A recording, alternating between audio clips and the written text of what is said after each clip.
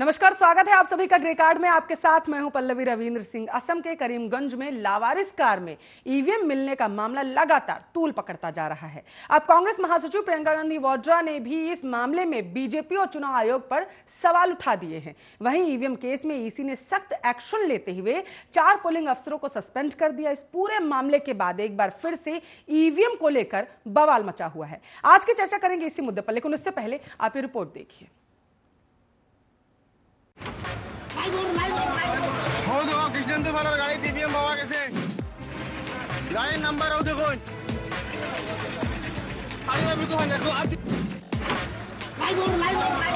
हो दो कृष्ण तो फरार गाड़ी ईवीएम बाबा कैसे। असम में गुरुवार को विधानसभा चुनाव के दूसरे चरण के मतदान के बाद एक निजी कार में ईवीएम पाए जाने के बाद विवाद खड़ा हो गया है।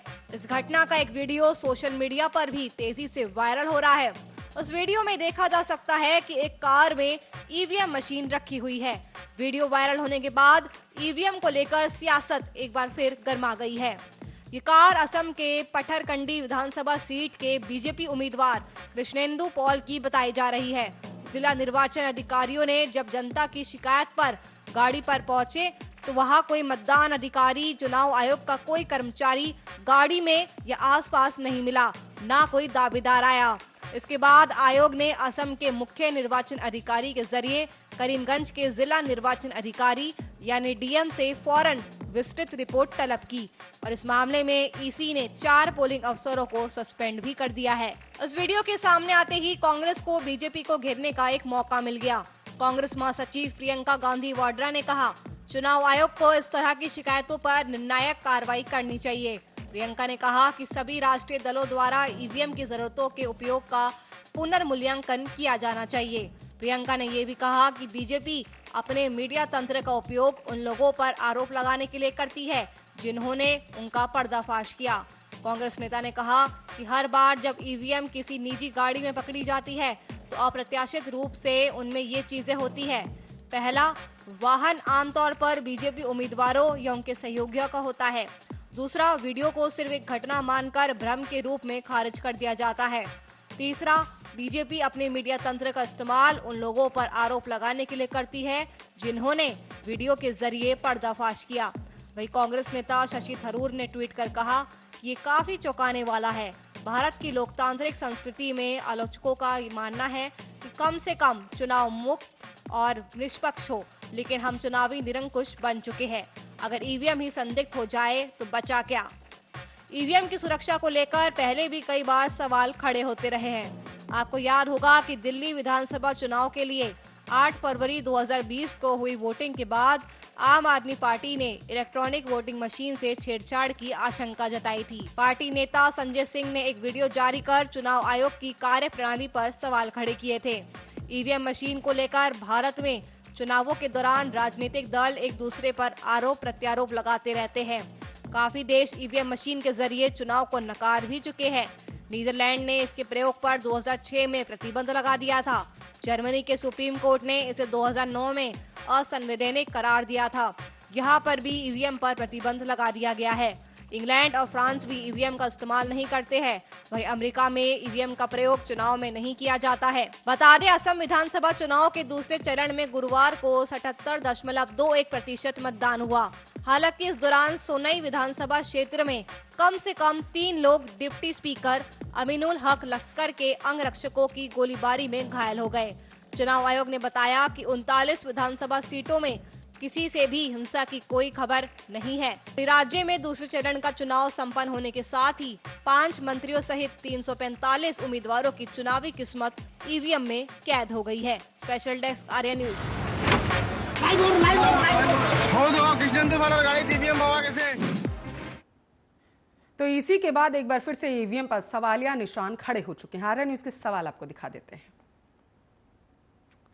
प्राइवेट कार में आखिर ईवीएम मशीन आई कहां से, ये सबसे बड़ा सवाल है जो आर्या न्यूज आपसे पूछ रहा है। किसने चुराई ईवीएम मशीन? अब सवाल ये भी है कि क्या ईवीएम मशीन चुराई गई, अपने आप चल के वो उस प्राइवेट कार में पहुंच गई थी? उम्मीदवार की गाड़ी में ईवीएम चूक या फिर चोरी? जिस तरीके से ईवीएम पर लगातार सवाल उठ रहे हैं, तो बेहद महत्वपूर्ण सवाल आर्या न्यूज पूछ रहा है, क्या ईवीएम के जरिए निष्पक्ष चुनाव कराना अब ईसी के लिए भी चुनौती बन चुका है, क्योंकि ईसी के बाद अब ईवीएम पर एक बार फिर से सवाल उठने लगे हैं। और ये सवाल है, किसने चुराई आखिर ईवीएम मशीन? अब ये चुराई गई है या फिर चूक के जरिए ये उस प्राइवेट कार में पहुंच गई, जो आरोप है कि बीजेपी के उम्मीदवार है कृष्णेंदु पाल उनकी गाड़ी में रखी हुई थी। इस मुद्दे पर ज्यादा चर्चा करने के लिए बीजेपी के प्रवक्ता हैं अजय सैनी, राजनीतिक विश्लेषक सर्वेश जी हैं, दया शंकर टीएमसी के नेता हमारे साथ जुड़ चुके हैं। सबसे पहले मैं अजय सैनी जी आपके पास आना चाहूंगी, क्या कर रही थी आखिर ईवीएम प्राइवेट गाड़ी में?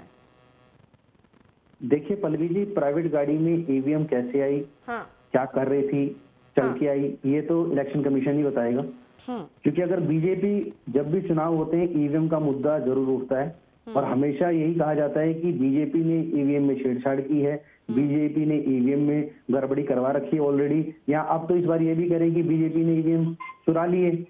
अब बीजेपी ईवीएम क्यों चुराएगी ये समझ में नहीं आता। जब बीजेपी तो वैसे ही आप रिजल्ट देख लीजिए कि बीजेपी का क्या रिजल्ट आएगा बीजेपी का, तो बीजेपी को ईवीएम में ना ही तो छेड़छाड़ करने की जरूरत है, ना ही चुराने की जरूरत है। तो ये जो कहना कि बीजेपी ने करवाया है ये गलत है। तो आप ये कहना चाहते हैं कि बीजेपी उम्मीदवार जो हैं पाल साहब, उनकी गाड़ी में ईवीएम मशीन कैसे पहुंची, ये बीजेपी के जवाबदेही नहीं बनती है, तो ईसी की बनती है जाकर के। बिल्कुल, मेरा तो यही कहना। तो उनकी गाड़ी में क्या कर रही थी, इसका जवाब बीजेपी नहीं दे सकती है, नहीं पाल साहब देंगे। नहीं, बीजेपी देखिए उनकी गाड़ी में इलेक्शन कमिश्नर ने अपनी आपने ईसी का बयान सुना है सैनी साहब जो आया है, जवाब सुना है ईसी का? हाँ जी, हाँ जी। क्या दिया है उन्होंने? देखिए उन्होंने तो ये कहा है कि हमारी गाड़ी पे हमला हुआ, हमारी गाड़ी खराब हो गई थी, उस वजह से हमें एक चलती गाड़ी से हेल्प लेनी पड़ी। हमारे पीछे एक गाड़ी आ रही थी, हम लोग जब रास्ते से जा रहे थे, चुनाव आयोग की गाड़ी जा रही थी, वो खराब हो गई। हमला नहीं कहा, पहली बात तो ये। और उसके बाद उन्होंने कहा तो वहां से एक गाड़ी गुजर रही थी जो बुलेरो गाड़ी थी, उसमें जो ईवीएम थी उसको रख दिया गया ताकि सुरक्षित तरीके से वो पहुंच सके। बाद में पता चला ये बीजेपी उम्मीदवार की गाड़ी थी। कमाल की बात है ना, सारी ये तथाकथित आश्चर्यजनक जो बातें हो जाती हैं ये बीजेपी के साथ ही हो जाती हैं और उसमें ईवीएम भी बदनाम हो जाती है। बीजेपी के हर इलेक्शन में ईवीएम को और बीजेपी को तो जोड़ा जाता ही है और बदनाम भी किया जाता है। क्या कर रही थी पाल साहब की गाड़ी ईवीएम की गाड़ी के पीछे? ये कुछ ज्यादा कॉन्फिडेंस नहीं हो गया जाकर के? नहीं, इत्तेफाक कुछ ज्यादा हो गया। अब इलेक्शन खत्म हो चुका है, इलेक्शन खत्म हो गया था, गाड़ी अपने घर दूसरे चरण के भी मतदान खत्म हुए हैं, अभी कई जगह पे वोटिंग होनी भी है। पश्चिम बंगाल में सबसे ज्यादा सवालिया निशान खड़े किए जा रहे हैं ईवीएम पर। अभी तो 6 चरण के वहां पर मतदान होने हैं। मैं उस दिन की बात कर रहा हूँ, वहां इलेक्शन खत्म हो चुका था उस जगह, तो वहां से हो सकता है गाड़ी पीछे जा रही हो, रूट वहीं सेम होते हैं, वहीं से जा रही हो सकता है, ये हो सकता है। और इत्तेफाक वर्ड कुछ ज्यादा ही नहीं यूज हो रहे हैं आजकल चुनावों में। सैनी साहब आपको नहीं लगता? देखिए मैं इसमें क्या कहूँगी, तो इलेक्शन कमीशन बताएगा। क्योंकि आप जवाब दीजिए पहले। ईसी ने जो जवाब दिया है, ईसी ने जो जवाब दिया है, आप पहले उससे बताइए। आप उससे सहमत हैं कि गाड़ी पीछे जा रही थी पाल साहब की और इस वजह से उनकी गाड़ी खराब हुई और उसके बाद उन लोगों ने ईवीएम जो है उसमें रख दिया सुरक्षित तरीके से कि पहुंच सके। बाद में उन्हें पता चला कि बीजेपी की वो गाड़ी है। इससे सहमत हैं आप? मैं हाँ बिल्कुल सहमत हूँ। उनकी बात, आपकी भी बात मान लेता हूँ। आप नहीं, मेरी बात मत मानिए, आप ईसी की बात मान। क्या कमाल करते हैं सैनी साहब, मैंने थोड़ी ना कहा है, ईसी ने ये बयान दिया। आप ही ने कहा ना कि ईसी देगा आकर के बयान, वो बताएगा कि कैसे ईवीएम वहां पर पहुंची है जाकर। मैं तो सहमत हूँ पल्लवी जी, मैं तो सहमत हूँ। तो ये कहिए इसी के बयान से सहमत है? उन्होंने हेल्प दी थी, किसी ने उन्होंने मदद की है, लेकिन ईवीएम में कोई छेड़छाड़ नहीं हुई, ईवीएम की सील नहीं टूटी। अब ये तो जांच का विषय है ना, आगे पता चलेगा छेड़छाड़ हुई है। 77% वोटिंग जो है वो हुई थी, अब उसमें कितनी छेड़छाड़ हुई है आगे पता चल जाएगा। दया शंकर जी क्या प्रतिक्रिया है आपकी? आप लोग तो पहले ही सवाल उठा रहे थे। नहीं, अगर इसमें छेड़छाड़ होती है तो सवाल नहीं उठाते हैं। देखिए सवाल अब लोग नहीं उठाते हैं, कहते हैं ना कि बच्चे का पैर पालने में दिख जाता है। जिस प्रकार से चुनाव एक एक जिला में 2-2 चरण में ये लोग कराने का मंशा जब चुनाव आयोग ने क्लियर किया, उसी समय संशय था और आरोप भी इनके ऊपर लगा और हम लोगों ने बताया था कि इनकी देखिए मंशा कुछ और है। अब देखिए नंदीग्राम दीदी जो 100% जीत रही हैं और सिर्फ भ्रम में डालकर पूरे देश की जनता को और नंदीग्राम को बहुत हाईलाइट कर आसाम में ये कांड कर दिए। आसाम में पता नहीं कितने लोग तो कामयाब भी हो गए होंगे, ये तो कृष्णेंदु संयोग बस पकड़े गए। समझिएगा, ये संजोग बस पकड़े गए और कितने लोग कांड तो कर दिए होंगे। तो बार बार इसलिए हम लोग कहते हैं कि चौकीदार जितने भी हैं ये चौकीदार नहीं है, ये चोर हैं। अगर ये चोर नहीं होते तो ये संजोग कहें या प्रयोग, ये तो प्रयोग में कई सालों से ये लोग कर रहे हैं ना, कई सालों से इनका है। देखिए जब चुनाव आते हैं तो कभी ये होता है कि बटन दबी तो दूसरे पार्टी को चली जाए, अरे कभी टीएमसी को भी चला जाए, कभी कांग्रेस को भी चला जाए, कभी गाड़ी पकड़ाए तो किसी और की पकड़ा जाए। तो देखिए झूठ बोलने वाले लोगों के ऊपर विश्वास किया जाए और ये लोग तो 100 सफेद झूठ ये लोग बोलते हैं। आप मुझे एक चीज का जवाब दें, कोई अपनी गाड़ी में चोरी करेगा? आपको जवाब, आप जनता को जवाब दीजिए, आपको जवाब। हम लोग तो देखिए भाजपा के नहीं, आप मुझे आप इतना बताइए, आप बीजेपी को चोर बता रहे हैं, गुमराह करने वाले लोगों से बात नहीं करना चाहते हैं। करेगा दूसरे की गाड़ी में चोरी बता रहे हैं? हमेशा चोर दूसरे की गाड़ी में चोरी करता, अपनी गाड़ी में नहीं करता। अगर उन्हें गड़बड़ करनी थी, बीजेपी के उम्मीदवार को गड़बड़ करनी तो अपनी गाड़ी में क्यों करते, किसी और की गाड़ी को भेज देते, अपनी गाड़ी में क्यों रखवाते? ये तो अब जनता को आप बताइएगा, हमें जब भी होते हैं तो चलिए आइए संजोग या प्रयोग की ठीक है बात में सर्वेश जी, क्या बताइएगा। ईवीएम के जरिए निष्पक्ष चुनाव कराना अब मुश्किल हो जाएगा? इसी के लिए एक चुनौती है क्या? देखिए पल्लवी जी, जो हमारी इलेक्शन कमीशन है एक बहुत सर्वोच्च संस्था है और वो निष्पक्ष चुनाव कराने के लिए आज से नहीं, जब से भारतवर्ष में चुनाव शुरू हुए हैं तब से मानी जाती है। हम उन पे सवालिया निशान नहीं लगा सकते। और जो दूसरी पार्टियों का है वो आज से ईवीएम का मामला ये नहीं उठाते हैं। हाँ, ये जो असम की घटना हुई है ये जांच का विषय है और इलेक्शन कमीशन को इस मामले की तह तक जाना चाहिए और वो काम कर रहे हैं। जैसा कि आपने अभी खुद ही बताया कि 4 लोगों को सस्पेंड भी कर दिया गया और उस एरिया में फिर से रीपोलिंग होगी। तो ये जो है पूर्णतया जांच का विषय है और इलेक्शन कमीशन जो अपना रोल है, जो उनका योगदान है, वो बहुत ही अच्छे तरीके से कर रहे हैं। हम कह नहीं सकते कि इलेक्शन कमीशन ईवीएम से अब इंडिया में वोट कराना ही नहीं चाहिए, ऐसा हम नहीं कह सकते। क्योंकि अगर आप पास्ट में देखें तो जितने भी विपक्ष हैं उनका क्या रवैया होता है, जैसे ही कहीं पे अगर वो हारने लगते हैं तो वो ईवीएम का रोना रोलते हैं। मैं एक दूसरे कॉन्टेक्स्ट में जा रहा हूं। मैं आपको झारखंड इलेक्शन की बातें बताता हूं। झारखंड में वहां पे बीजेपी हार गई तो क्या बीजेपी वहां पे ईवीएम में टेम्परिंग नहीं कर सकती थी? क्योंकि बीजेपी का ऑलरेडी वहां गवर्नमेंट था, वहां तो कर सकती थी। लेकिन वहां पे बीजेपी कैसे हारी? मतलब जो हेमंत सोरेन आए हैं वो अच्छे खासे बहुमत से आए हैं। उसी तरह पुराना एग्जांपल आप जैसे इन्होंने बोला था, आपके रिपोर्ट में दिखाया गया, दिल्ली के इलेक्शन के टाइम पे अरविंद केजरीवाल ने फिर ये मुद्दा उठा दिया था काउंटिंग से पहले कि ईवीएम में छेड़छाड़ की जा रही है। अगर ईवीएम में बीजेपी छेड़छाड़ की होती तो वो अरविंद केजरीवाल कैसे जीत के आते? तो ये जो घटना हुई है ये सचमुच एक जांच का विषय होना चाहिए और यह पूर्णतया इलेक्शन कमीशन पे छोड़ देना चाहिए। क्योंकि इलेक्शन कमीशन हमारे देश का जो है वो एक निष्पक्ष चुनाव कराता है और इस पे हम भारतीयों को, हम भारतवर्ष के लोगों को पूर्ण विश्वास करना चाहिए। क्या लगता है, एक लापरवाही के तहत ईवीएम उस गाड़ी में पहुंच गई या फिर एक सोची समझी साजिश थी?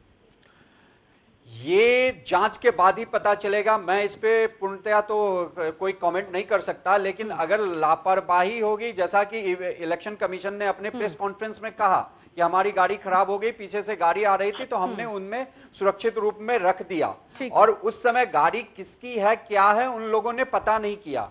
मान लीजिए अगर गाड़ी किसकी है, अगर बीजेपी कैंडिडेट की गाड़ी पता चल जाता तो कम से कम वो अपनी खराब गाड़ी में ही रखे रहते, ईवीएम उस गाड़ी में लोड नहीं करते। तो इस बातों पे भी गौर करना चाहिए और मेरा ये पूर्णतया मानना है कि इस मामले को इलेक्शन कमीशन को पे छोड़ देना चाहिए और इलेक्शन कमीशन बहुत ही अच्छी तरीके से निष्पक्ष रूप में इस जांच कर रही है और करेगी। ठीक है दयाशंकर जी, जवाब सुना आपने सर्वेश जी का, क्या कहेंगे? आप कह रहे थे ना अभी कि हमारे पाले में क्यों नहीं वोट आ जाते हैं ज्यादा। ये विश्लेषक जो है महोदय, हाँ, एक और इनका प्रयोग और ये है, ये बताइए कि चुनाव आचार संहिता जब लग जाता है कहीं पे भी, अब जो है टेक्नोलॉजी का युग है, अगर चुनाव को देश के पीएम महोदय प्रभावित करते हैं तो इसको किस तरह से प्रभावित किया जा सकता है? यदि जब चुनाव 36 घंटे 24 घंटे पहले चुनाव आयोग ने पाबंदी और 144 धारा लगा रखा है, तो आप जो है सभा में संबोधित कर कर टारगेट करते हैं नंदीग्राम को, तो ये बताइए वहां पे अप्रत्यक्ष रूप से आप प्रचार कर रहे हैं, तो इस पे तो चुनाव आयोग को मोदी जी के ऊपर FIR दर्ज करनी चाहिए। अगले दिन वो चुनाव प्रचार कर, उसी सेम डे जिस दिन वोटिंग हो रहा है, तो कहीं ना कहीं अब तो चुनाव आयोग पे संशय क्या, हम लोग तो 100% मोहर लगा चुके हैं कि अगर वो कार्रवाई नहीं करता है तो संशय क्या है। जब 144 लगा हुआ है तो आप सभा करें 70 किलोमीटर दूरी पे, 80 किलोमीटर दूरी पे, उस सभा से पश्चिम बंगाल में सभा की जा करके, आगे सर्वेश जी, जी पश्चिम बंगाल में सभा की जा करके प्रधानमंत्री ने, अरे आप कहीं भी करें, नहीं धारा 144 कहाँ लागू है दयाशंकर जी? धारा 144 कहाँ लागू थी? आप टारगेट कर रहे हैं, तो इसको कैसे चुनाव प्रभावित होगा कि नहीं होगा? दयाशंकर जी, आपने नंदीग्राम का नाम लिया, दयाशंकर जी, दीदी का नाम लिया, दयाशंकर जी कैंडिडेट है, तो अरे चुनाव सुनिए प्रभावित ना, होगा कि नहीं होगा? धारा 144 कहाँ लागू थी और प्रधानमंत्री ने भाषण कहाँ दिया? देखिए कहीं भी भाषण दे, चुनाव वहां पर चल रहा है, देश के वो PM है, सिर्फ प्रचार मंत्री ही नहीं है भाजपा के। हाँ। उनको ये भी समझना चाहिए गंभीरता से, कभी कभी तो 1 सेकंड के लिए तो सोच लेना चाहिए कि मैं किस कुर्सी पे बैठा हुआ हूँ। मैं कभी कभी तो ये सोचे कि मैं देश का प्रधानमंत्री हूँ। ठीक है, मैं इलेक्शन कमीशन पे भरोसा है टीएमसी को, इलेक्शन कमीशन पे भरोसा है टीएमसी को, लेकिन कम से कम दयाशंकर जी ईसी पर भरोसा है, ईसी पर भरोसा है कि वो निष्पक्ष जांच करेगी अब इस पूरे मामले की? अब तो इस पे कोई भरोसा का क्या है, अगर यही तरीका है कि जो भी घटनाएं घटती हैं अब तो रिजल्ट आने लगे तो भरोसा कहाँ से रहेगा? हम लोग तो पहले से ही संदेह सर्वेश जी कुछ कहना चाहते हैं? सर्वेश जी, भरोसा तो काफी नहीं रहा। ठीक है दयाशंकर जी, ये बात बताइए, जब 2016 में ममता बनर्जी जीत के बंगाल में आई थी, तब क्यों नहीं EVM टेम्परिंग की गई थी? भाई हम लोग तो बीजेपी तो देखिए सेंटर में जितने आई भी थी 2014 में, एक सेकंड हमें समय दे दे, बता दूं मैं। नहीं ये बताओ ना, और उसको तो छोड़िए, 2019 में जो TMC को बुरी तरीके से लोकसभा इलेक्शन में लोग, इवन ममता बनर्जी कह रहे थे यहाँ एक भी सीट नहीं मिलेगी, और बीजेपी 18-19 सीट लाने में वहां सफल हो गई, क्यों नहीं बीजेपी टेम्परिंग करके पूरे के पूरे बंगाल की सीट को ले लिया? अरे ये आप कैसे बोल सकते हैं?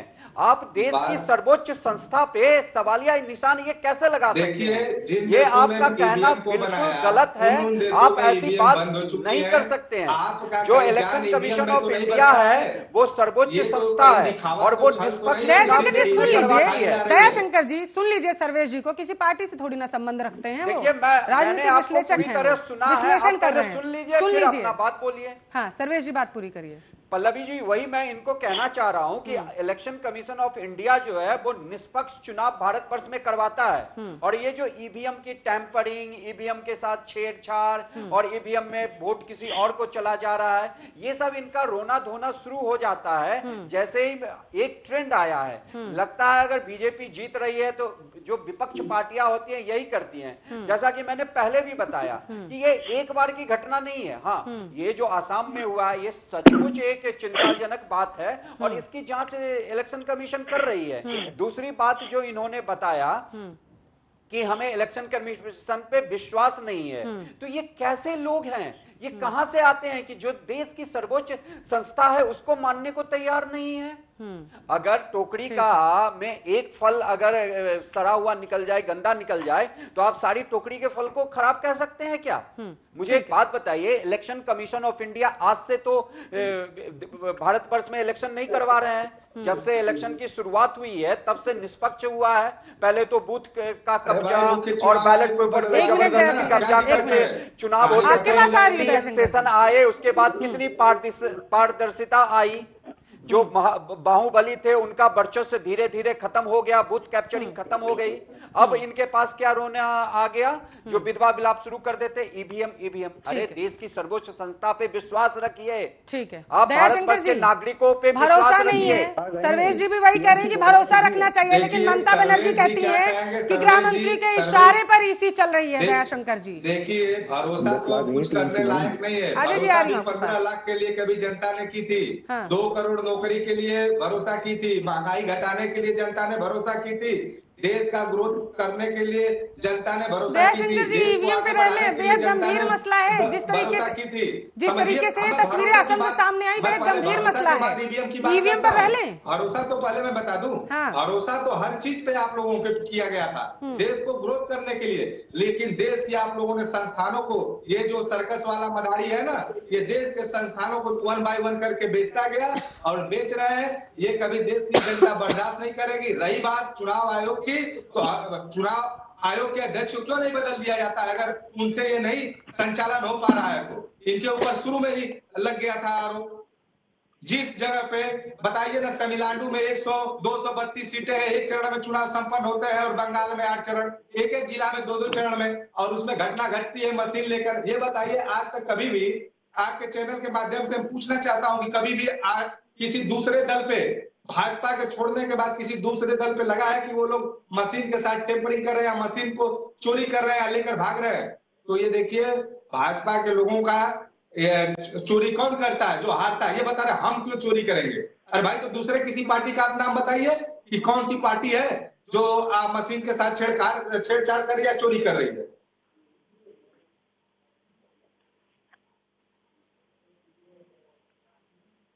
अगर आपकी बातों को माने, लेकिन क्या कहेंगे अजय सैनी, जिस तरीके के आरोप लगातार आप पर लग रहे हैं? देखिए पल्लवी जी, आरोप तो हमेशा लगाना पार्टी का काम रहा है। टीएमसी बौखला चुकी है बुरी तरह से, क्योंकि इनको अब सत्ता में वापसी दिखाई नहीं दे, इसलिए ऐसे ऐसे आरोप लगा रहे हैं। जब ये इलेक्शन कमीशन, इनको शायद पता नहीं कि इलेक्शन कमीशन सर्वोच्च न्यायालय द्वारा नियुक्त किया जाता है, शायद इनको पता नहीं है। अगर ये उस पे भी किसी पार्टी से इसको अंगेज की सोच रहे हैं, तो क्या इनको पता ही नहीं है चीजों का? ये क्या राजनीति कर रहे हैं? ये बंगाल की, अरे आप बताइए ना, सरकार किया गया है तो गाड़ी में लेके घूमेंगे भाजपा के, क्या बकवास कर रहे हैं आप? इनका और जैसे बता तो रहे, किसी और पार्टी का नाम बताइए, जनता को गुमराह देश से मत करिए। और ये बीजेपी की शुरुआत हो चुकी है, ये इनको साफ पता दिखाई दे रहा है। ये सर्वोच्च न्यायालय द्वारा नियुक्त एक इलेक्शन कमीशन जो बनाया जाता है, उससे भी विश्वास नहीं कर रहे, उससे भी कह रहे हैं कि बीजेपी से मिली हुई है। अरे चलो, एक ईवीएम मिली है, क्या भाजपा के प्रत्याशी की गाड़ी में मिली है? ये जब कोई साठगांठ करी हमने, क्या उसमें छेड़छाड़ हुई है? अभी इलेक्शन कमीशन ने ऐसे कोई रिपोर्ट दिया कि इसमें छेड़छाड़ हुई है, उसकी सील तक अभी नहीं टूटी है। अगर उन्होंने कोई न्यूज देखी होगी, इन्हें पता होगा कि उससे सील नहीं टूटी है, तो कैसे कह सकते हैं कि ये सब साजिश है, इलेक्शन से मिला हुआ है? अरे तब आपकी भी सरकार बनी थी, पहले आप भी जीते हो, आप भी सरकार में रह चुके हो, तब क्या इलेक्शन कमीशन ऐसा ही था? तब उस पर सवाल उठाए थे। ये सिर्फ इसलिए सवाल उठाए जा रहे हैं क्योंकि टीएमसी की वापसी इनको नजर नहीं आ रही है, और भाजपा प्रचंड बहुमत से जीत रही है बंगाल में, इसलिए बौखला गए हैं। इनकी सरकार बौखला गई है, ममता बनर्जी बौखला गई है, और इसीलिए लोगों पे हमला कर रहे हैं। भाजपा के इतने ही नेताओं कार्यकर्ताओं पर हमला किया गया, मारा गया, खून की होली खेली गई। ये क्या हो रहा है? ये क्या हो रहा है? ये सिर्फ लोगों को डराया जा रहा है कि वो राम राज्य की शुरुआत ना होना चाहिए। लेकिन मैं फिर कह रहा हूं, ठीक है, समय की कमी है। सर्वेश जी, आखिरी प्रतिक्रिया आपकी तरफ से लेना चाहूंगी। जिस तरीके से अब विपक्ष हमलावर हो चुका है, जैसे ही असम में ये ईवीएम का मामला सामने आया, कैसे देखते हैं आप? देखिए, ये चुनाव के जो दौर होते हैं उसमें आरोप प्रत्यारोप का दौर चलता रहता है। जो विपक्षी पार्टियां होती हैं वो आरोप लगाती रहती है। इस सारी चीजों में हमें ये नहीं भूलना चाहिए कि जो चुनाव करवाया जा रहा है वो हमारी सर्वोच्च संस्था, और वो एक निष्पक्ष चुनाव कराने के लिए आज से नहीं, जब से यह देश में चुनाव शुरू हुए हैं तब से मानी जा रही है। तो हमें उसकी गरिमा को बनाए रखना चाहिए, और वो चुनाव आयोग जांच का विषय जो असम वाला है उसमें कर रही है, अपना योगदान बहुत अच्छे तरीके से करेंगी, और निष्पक्ष जो दूध का दूध है, पानी का पानी, सब पूरे भारत की जनता को पता चल जाएगा कि क्या प्रॉब्लम थी, क्या समस्या थी। बिल्कुल, तो जांच का विषय है, चुनाव आयोग में अपना विश्वास बनाए रखना चाहिए। हाँ बिल्कुल, बहुत बहुत शुक्रिया आप सभी मेहमानों का इस मुद्दे पर चर्चा करने के लिए। और इसी के साथ आज के लिए ग्रे कार्ड में बस इतना ही, लेकिन देश दुनिया की तमाम खबरों के लिए आप देखते रहिए आपका अपना न्यूज चैनल आर्या न्यूज।